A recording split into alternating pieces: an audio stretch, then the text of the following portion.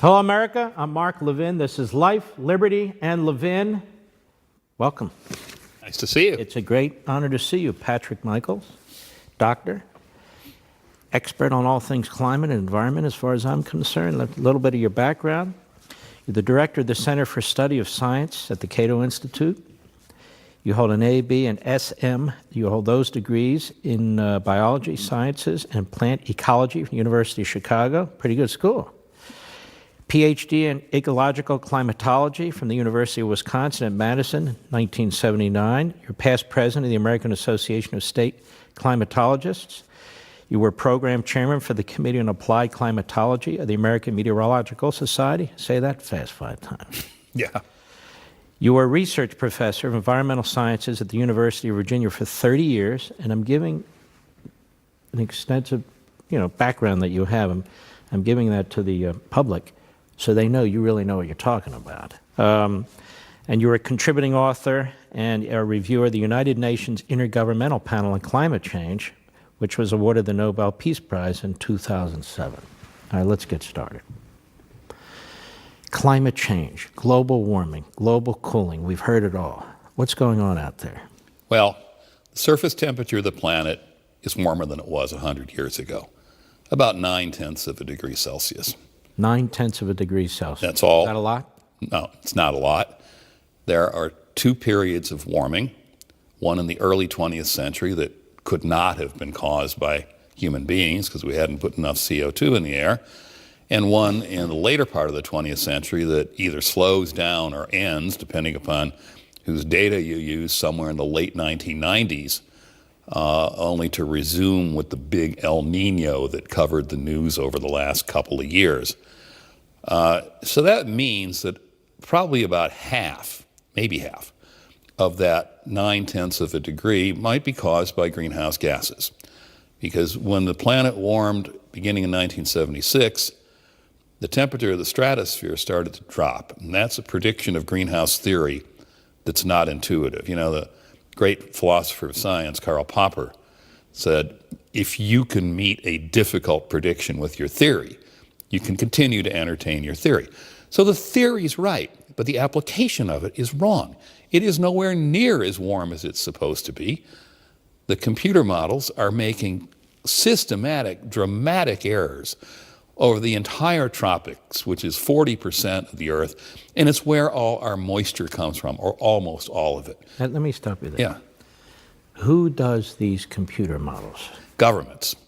There are 32 families of computer models that are used by the United Nations, each government-sponsored, and all of them are predicting far, far too much warming. The disparity between what's been predicted to happen, which looks like this, and what is happening continues to grow. We know that for a fact. Yeah, because you can just look at the weather balloon temperatures, you can look at the satellite temperatures, you can look at something called the reanalysis data. They all behave in concert.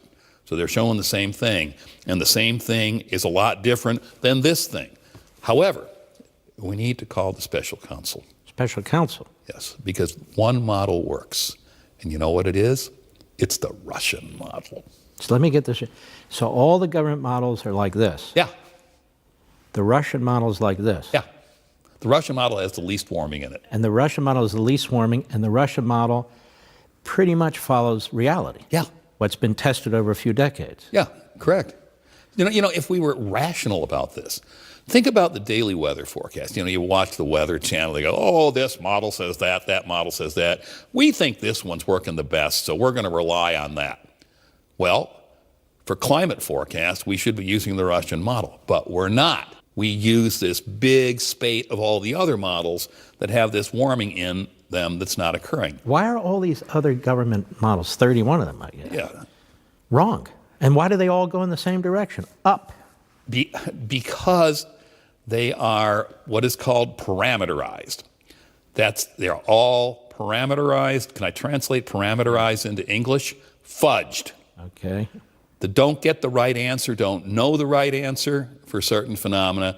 So we essentially put in code steps that give us what we think it should be.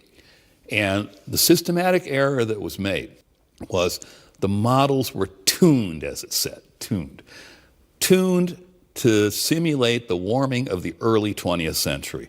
Began in 1910, ended in 1945, about 0.45 degrees Celsius. Mark, that could not have been caused by carbon dioxide. Because there wasn't enough. That we hadn't put enough in. The background carbon dioxide concentration is 280 parts per million. When the first warming started, it was 298 parts per million. If the atmosphere is that sensitive to an 18 ppm change in CO2, we wouldn't be talking about this right now, and we'd be sweating bullets. So what you're saying is man-made carbon dioxide earlier, the last century, could not have produced. The early 20th century. Early warming. 20th century could not have produced this heat. So what did? Do we know? No. And, you know, the three most important words in life may not be I love you. It might be I don't know. I don't think anybody really knows what kicked off that warming. There's lots of theories. One is that it was the final escape from a cold period, multi-century period known as the Little Ice Age. That's a plausibility, but why did it happen then? But we just don't really have a good explanation for that. But because we forced the computer models to say, human influence, CO2 and other stuff, we made the models too sensitive. And so that's why when you get to the late 20th century, all of a sudden they're warming up like crazy, and the reality's down here. It was guaranteed to happen. This was revealed in Science magazine in late 2016. And there was a paper that was published by a French climate modeler called The Art and Science of Climate Model Tuning. And in it, he speaks of parameterizing, we could say fudging, the models to give his words an anticipated acceptable range of results. So it's the scientist, not the science, that's determining how much it's going to warm. A lot of people don't know this, but it happens to be true. And, you know, we could speculate as to why that paper was published right before the 2016 election. I wouldn't want to impute causation, but gee, But I want to ask you about causation. Sure. You have 31 governments. No, the 31 different models, some of them. All right, 31 different models, but multiple governments. Right. Who are fudging the numbers. They're not fudging them. They're fudging the models. Parameterizing. Okay, well, you use the word fudging.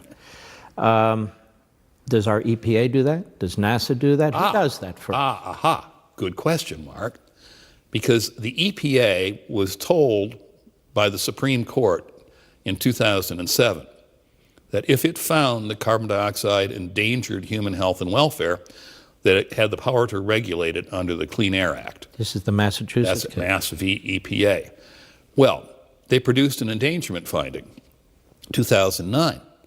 And the endangerment finding for its prospective climate is 100%.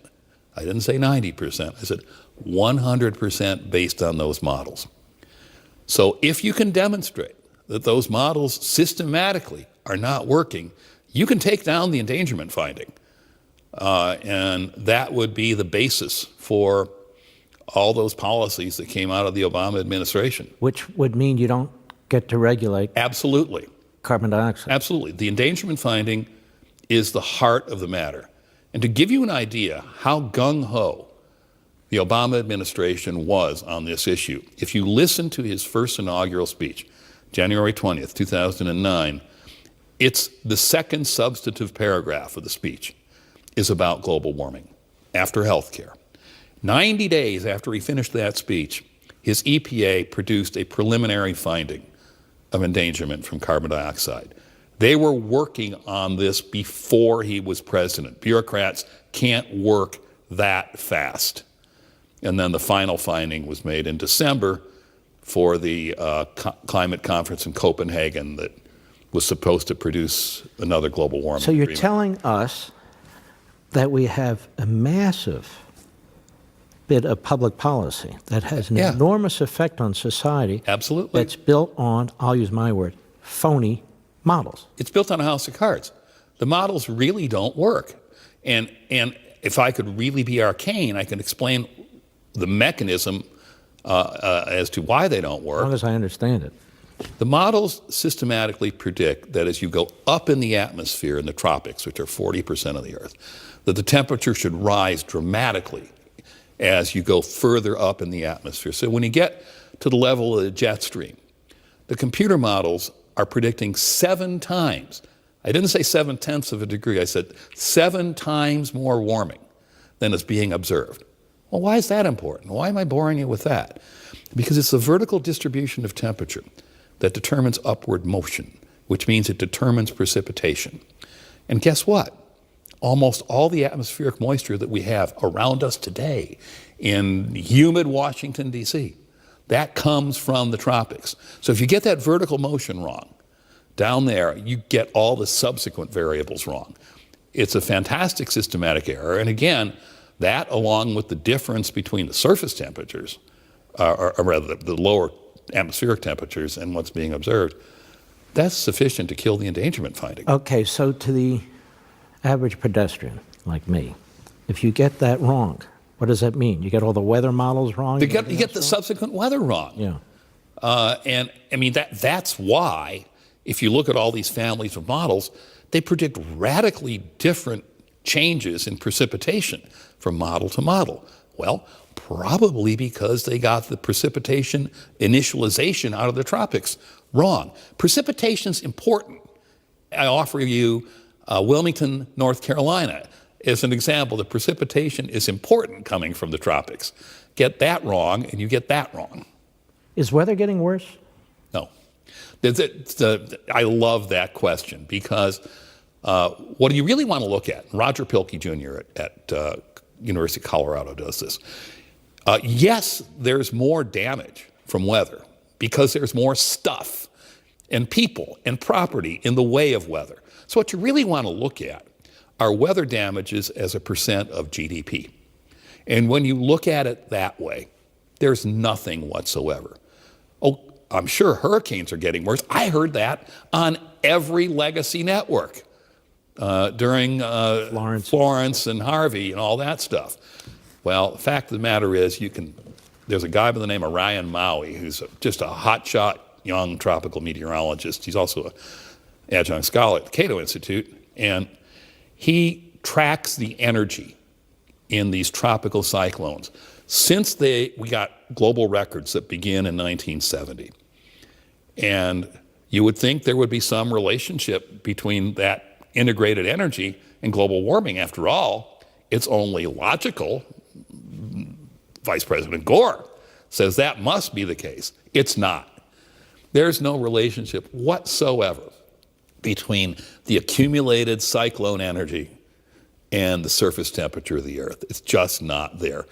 Now, wait a minute. Why does our government say this?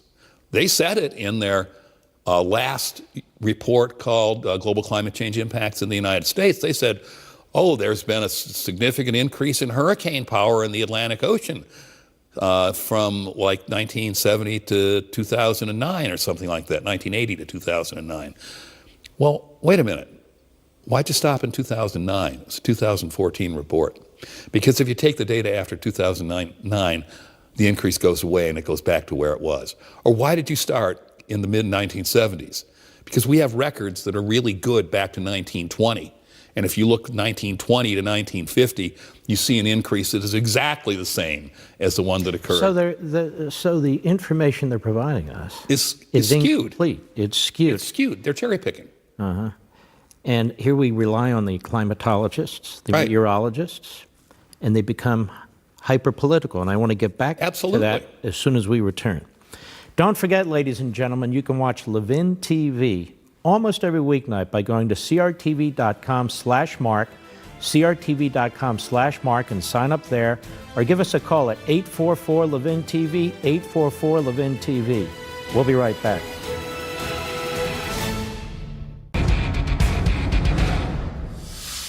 Dr. Patrick Michaels, the politicization of science. Let me read you something from Ayn Rand, Return of the Primitive, the Anti-Industrial Revolution, a book of hers she wrote, which I found rather compelling. She said, instead of their old promises that collectivism would create universal abundance and their denunciations of capitalism for creating poverty They are now denouncing capitalism for creating abundance. Instead of promising a comfort and security for everyone, they are now denouncing people for being comfortable and secure. The demand to restrict technology is the demand to restrict man's mind. It is nature, that is reality, that makes both these goals impossible to achieve. Technology can be destroyed and the mind can be paralyzed, but neither can be restricted. Whether and whatever such restrictions are attempted, it is the mind, not the state, that withers away. You agree with that? Yeah, I do. Now we should ask the question, how did it happen? How did we use the authority of government to direct essentially technology, energy, et cetera? How did government become so intrusive in the science process? And to do that, we have to know history. It goes back to none other than Franklin D. Roosevelt, who, at the end of World War II, saw that the Manhattan Project was going to be successful, probably, and he wrote to the director of the office that ran the project and said, hey, we need to keep all these scientists working for the government. They'll do great things and everybody will have a greater life. And that produced a document called Science, the Endless Frontier, by Vannevar Bush, which laid the blueprint for the federal takeover of science. Prior to World War II, there was very, very little federal money in science, except in the land-grant schools. And scientific progress was perfectly fine. Economic growth, we were the envy of the world. If science is involved in developing economies, and I believe it is, we were doing really, really well. Now, when the government takes it over, the government gets what it wants. And the government can give out money to basically only study the global warming via climate models, to not take a look at climate history and to see what that really tells us. And then the government can have the policies that it wants. Because do you really expect scientists who have been paid for decades to study the effects of warming and to create models that, by the way, have too much warming, do you expect them to testify in front of Congress when asked, do we need more research money, to say, no, it's really a non-problem? They get thrown out of their jobs if they did that. And so it becomes self-perpetuating. Now, global warming is a cosm. It's not a microcosm. It's a pretty big cosmos in this constellation. But there are other issues that the government just abuses science on to take people's stuff, if you don't mind, and that governments distort in service of a political end. I mean, think about the dietary advice that we've been getting from the government for 20 or 30 years. Turns out to be wrong. Might be associated with the epidemic of obesity and diabetes. When the government gets together and makes a plan and does not deviate from it, people get hurt. And that is what's happening. And Ayn Rand was right. Part of the plan was to get us off our energy stream, to get us off of oil and onto so-called renewables that don't provide nearly enough energy, and it's intermittent so that they take down the technology. What Ayn Rand was talking about is what actually happened. As a result of Roosevelt and Vannevar Bush, we created the State Science Institute. And if you remember in Atlas Shrugged, it was the State Science Institute that destroyed the innovation of the society. So we have an interesting paradox here, which is that you have an institution of government, or several of them, which claim to be the final say in science by rejecting science, by attacking aspects of science, by climate change deniers. By shading it, if you will. By shading it, yeah. So you actually lose knowledge, you lose science, correct? Yeah, that's a problem. You see, I mean, if you say, well, you know, they're just studying the greenhouse effect, and the greenhouse effect is real and it will create some warming. So all these things, all these pronouncements that we get on diet, on whether we should exploit the world's largest copper deposit in Alaska, what the government says will have a small kernel of truth in it.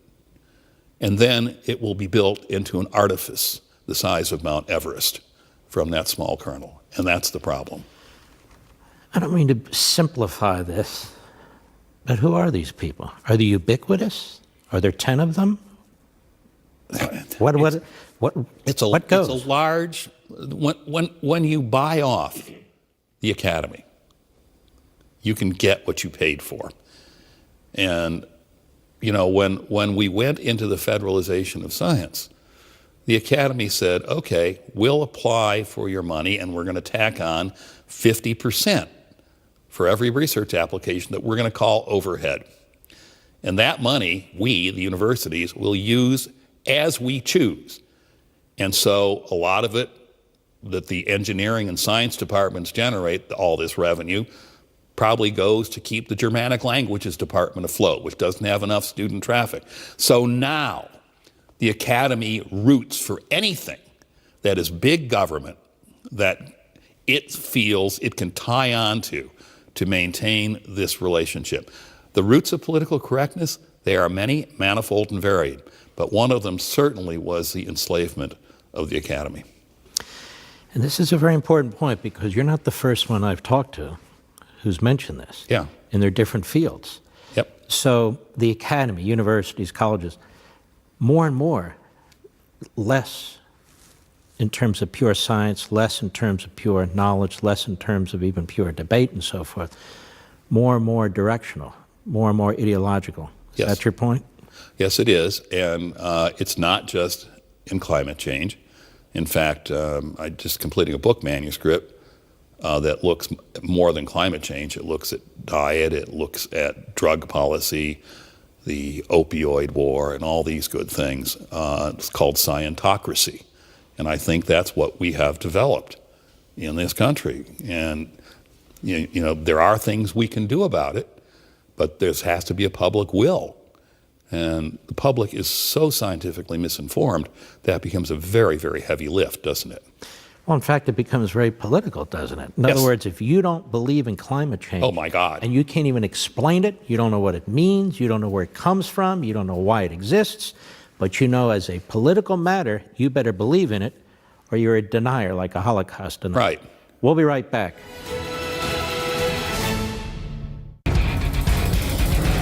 Dr. Michaels, everybody says this global warming, it's a terrible thing. The oceans are going to rise, and we just talked about this. The hurricanes are going to be more intense and so forth. And you're saying, not really. Well, we never talk about this. Are there benefits from some increased heat on the planet? Yeah, the whole philosophy here is straight out of Voltaire.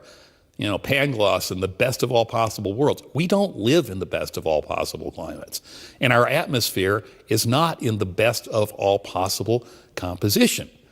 So what's happened as it's warmed this half a degree in the late 20th century, and the CO2 has gone up and up in the atmosphere, well, what we've done is we've created a greener and greener planet. And the greening of the planet Earth is profound. There's a very recent paper that just came out a couple of months ago showing tremendous increases in how much green matter there is on the planet. Vegetation. Vegetation. Yeah. The largest increases, by the way, are in the tropical rainforest. It's growing like topsy. Is that why we never hear about it anymore? I don't know why we don't hear about it anymore, but it sure is growing. Mm-hmm. And in grassland, which is a lot of it's used for agriculture, either prairies, cows either go on it or we harvest it for hay. The data for 17 years of satellite data show that the grassland green mass, if you will, is growing at 5% per year. That's huge. Another paper in Nature magazine by Zhaixin Zhu 2 years ago looked at the planetary greening and said, what are the causes? So they did something called a factor analysis. 70% of it was the simple direct effect of putting more carbon dioxide in the air because it's plant food. And one of the other big causes of the planetary greening was climate change, the warming of the planet. Yeah, we never hear about this, but it's real. So even though it's warming just a little bit, it has an enormous positive impact on the planet. Main reason for that is because the way the greenhouse changes work is they warm the coldest temperatures preferentially to warming the warmer ones. So the growing season, which ends with the first frost in autumn and begins with the last frost in the spring, the growing seasons get longer and longer and longer. The greenhouse effect also affects nighttime temperatures more than it affects daytime temperatures, and that's when the cold temperatures are. So you have a longer time for the planet to green up. And then you have longer growing seasons, and you have the direct fertilization effect of carbon dioxide, which is even more important than the climate change itself. And you're winding up with a much greener planet. I've looked at these numbers. I can tell you that the amount of agricultural productivity that is now being induced in the planet by CO2, particularly in these grassland areas, is going to provide a lot of our food for the future. You know, it gets a little confusing, frankly, the politics and the logic of all this. That is, you would think if a tiny little bit increase in heat, and it comes and goes, right? I mean, that's the way nature works. That's the way the planet functions. That's the way it is. Would be so beneficial that we wouldn't be trying to regulate the hell out of it. We would pretty much just leave it alone.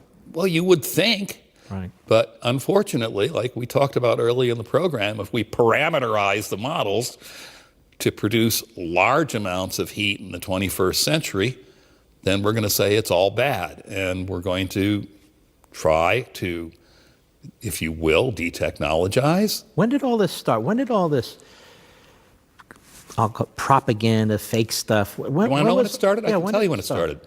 It started in the late 1970s. When a group of folks that I know decided that they wanted nuclear power. And they decided that Carter, who sold himself as a nuclear engineer, he was actually a technician on a submarine, that Carter was favorable to this, so that if they pushed the issue of global warming as a catastrophe caused by the burning of fossil fuels, that could lead to the nuclearization of the country. That's when it started. And it spun out of control because the Green Allies, who wanted us, the fossil fuel thing gone, they didn't want nuclear power. They're dramatically opposed to nuclear power. And so they pushed solar energy and windmills. So now we get an unreliable grid and expensive electricity. It actually has a history. It happened. It was an international movement that started out in Sweden with Bert Bolin, who was the first head of the United Nations Intergovernmental Panel on Climate Change. And it was a very conscious plan to impose this on not just our society, but the world.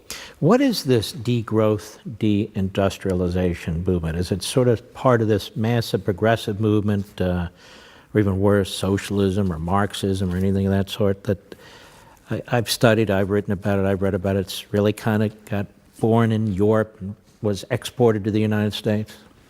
That is true, and the problem with it is that it enjoys broad support as long as you demonize the producers of energy.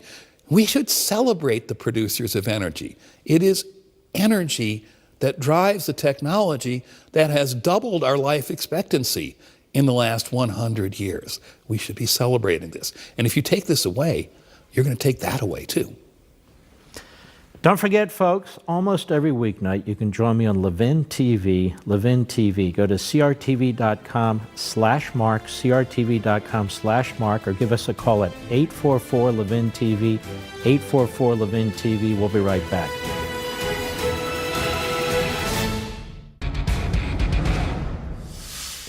At the top of the show, went through your biography a little bit, and you worked for the Intergovernmental Panel on Climate Change of the UN. I don't know a lot about it, know a little about it, written a little bit, but it was sort of notoriously corrupt intellectually, as I understood it. Tell us about that. Well, the IPCC, as it was called, is the Intergovernmental Panel on Climate Change. The United Nations is trying to tell you something there.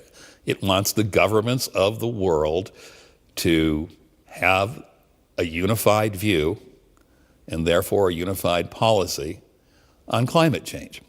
That's what it was there for. Now, I was asked to write a small portion of the second report, and I've reviewed the other ones, and people say, why did you work with the IPCC? Well, the fact of the matter is that all garden parties need a skunk. And there were a few skunks on there. The skunks eventually kind of dropped out because they tended to get so disgusted with it.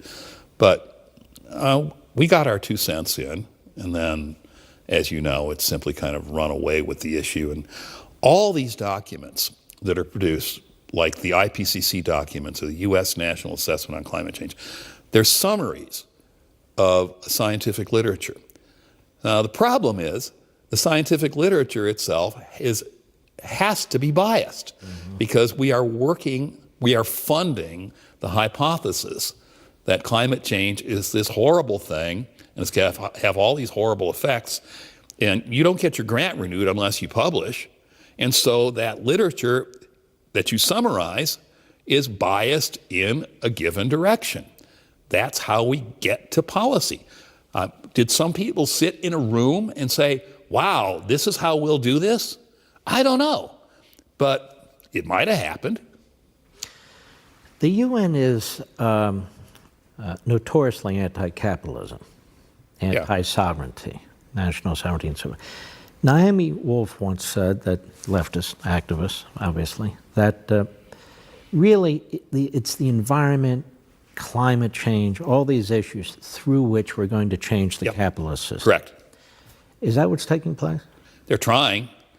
They certainly had a block in the road that occurred, a bump in the road that occurred a couple of years ago. What happened? Well, we got a president that wasn't going for it, and he promised to get out of the Paris Accord on climate change. That's an agreement that was hatched in December of 2015, in which the nations of the world submit what are called voluntary plans to reduce their emissions.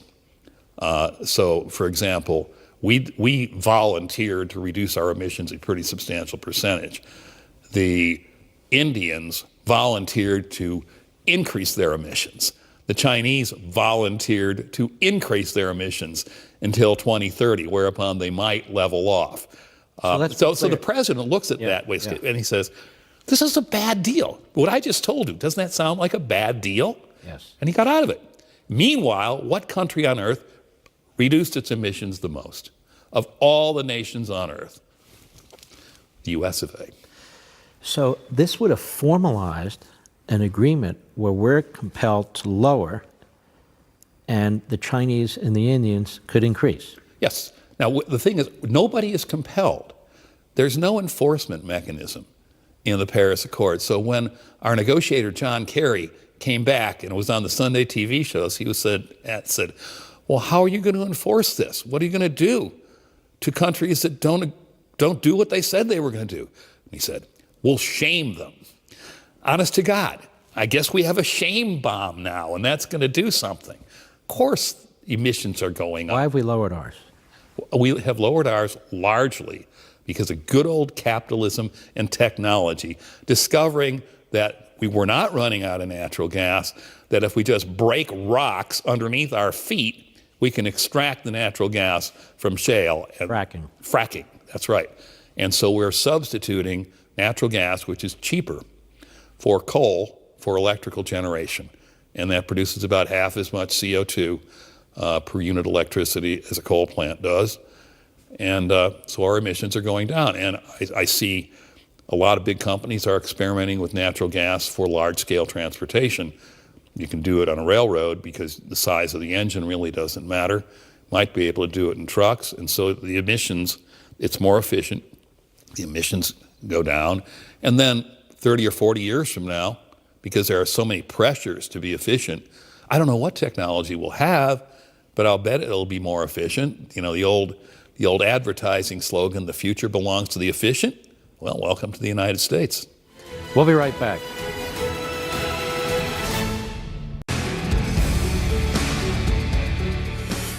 EPA started under Nixon. What are your thoughts about it? Well, it had a lot of work to do when it started out. We had really serious air quality problems in the country, and the EPA did a great job with that. It succeeded in controlling sulfur and nitrogen oxides that came out of power plants, acid rain, and all that good stuff. But unfortunately, like most bureaucracies, one of the easy, low-hanging fruit are the things you get, and then you start to get more arcane, but your bureaucracy is embedded, and then the agency takes on a life of itself, and that's what's happened. Can it be fixed? Yeah, it could be. We could take a look at the endangerment finding from carbon dioxide and see how scientifically well supported or non-supported it is. I think that would go a long way. And then we would have a much more sensible policy. We would not be shooting ourselves in the energy foot like we are, and we would continue to maintain our society at a high level. True enough. Problem is, when you have people who are embedded in these agencies, Yes. who are not willing to do as you say, or are ideologically driven, or are there for decades, and they have, as you say, their agenda, and they're going to drive their agenda, this becomes a huge problem. Let me tell you, it's been a great pleasure. Yeah, it was great fun. All right. Thanks very much. Bye.